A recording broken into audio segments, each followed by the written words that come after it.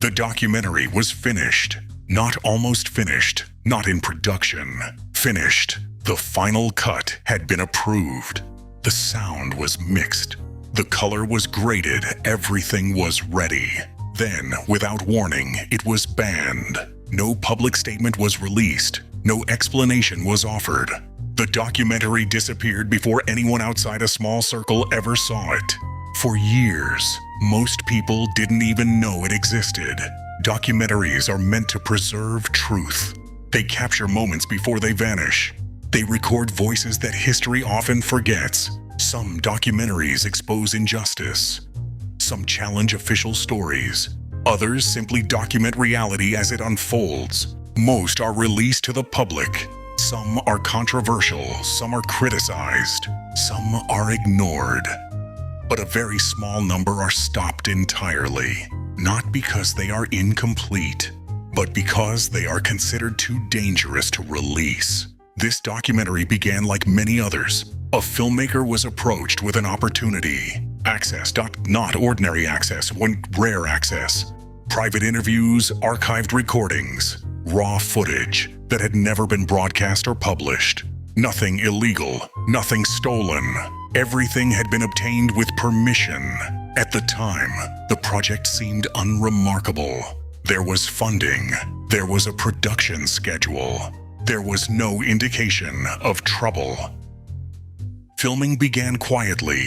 The interviews were extensive. People spoke openly. Some spoke casually, assuming their words would never leave the editing room. Others spoke carefully, choosing each sentence with precision. The filmmaker asked simple questions. What happened? Who was there? What do you remember? No accusations were made. The goal was documentation, not confrontation. As the interviews piled up, patterns began to emerge. Contradictions, overlapping memories, moments that didn't align with the official version of events. At first, these differences seemed harmless, until they weren't. Alongside the interviews was footage, old recordings, unedited tapes, behind-the-scenes material that had been archived and forgotten. Footage has a way of speaking for itself. It doesn't explain, it doesn't justify, it simply shows what was captured. As editors reviewed the material, something became clear. The footage didn't match the narrative people were used to hearing, not dramatically, subtly. And subtle contradictions can be more powerful than loud accusations. As editing progressed, the tone of the documentary changed. Originally, it was meant to be informative, neutral, balanced. But the material resisted simplification. The more the editor tried to smooth the story, the more uncomfortable it became. Scenes that were supposed to be background moments suddenly felt significant. Pauses in interviews lingered. Expressions said more than words. The documentary wasn't exposing a secret. It was revealing a pattern, and patterns are hard to ignore. The first concerns didn't come from outside critics. They came from within. Someone involved in the project raised a question. Are we sure this should be included? Another suggested trimming certain scenes. These moments might be misunderstood. At first, these comments felt routine. Editing always involves disagreement. But the frequency increased, and the tone shifted. Phone calls began replacing emails. Conversations became less specific. Instead of pointing to exact scenes, people spoke generally. This could cause problems. This may affect reputations. There could be consequences. No one explained what those consequences were. They didn't need to. The implication was enough. Eventually, the warning came directly. Not aggressive. Not threatening. Careful. Measured. The filmmaker was advised to reconsider the release. Not because the documentary was inaccurate. Not because it violated the law. But because it could create complications. Those words were repeated often. Complications. At this stage, the documentary was nearly complete. Only minor edits remained. The filmmaker faced a choice: remove the most sensitive material, reshape the story into something safer, or proceed as planned. For a short time, it seemed the project would continue. Then everything stopped. There was no public announcement, no press release, no cancellation notice.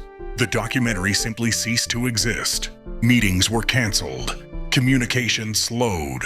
Eventually, it stopped entirely. Those involved were informed the project was no longer moving forward. They were advised not to discuss it publicly. Contracts were referenced. Legal language replaced creative discussion. The documentary wasn't banned in the traditional sense. No government agency announced it. No court ruling was made public. Instead, legal mechanisms were activated quietly. Distribution rights were frozen, screenings were blocked, footage was locked behind agreements.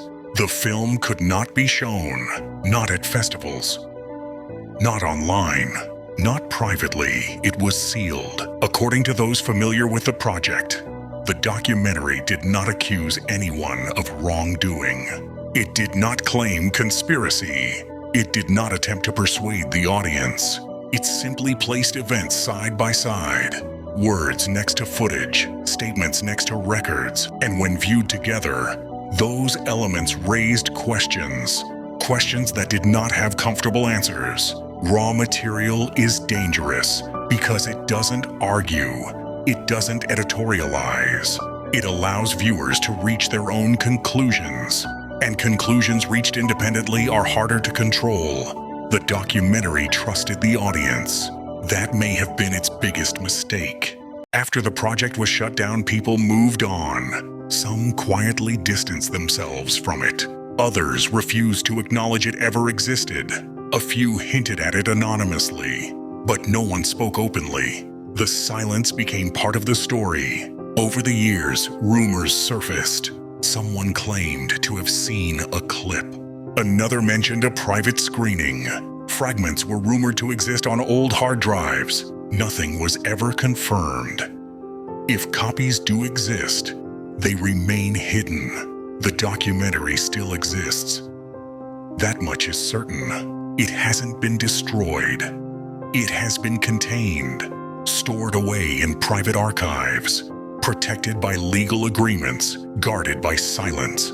This documentary is not unique. History is full of stories that were delayed, buried, or erased. Sometimes the truth arrives decades later. Sometimes it never arrives at all. What matters is not what the documentary claimed, but the fact that it was never allowed to speak. The documentary wasn't banned because it was unfinished. It wasn't banned because it was false. It was banned because it was complete. And somewhere, locked away from public view, there are stories waiting to be seen. Whether they ever will be is another question entirely.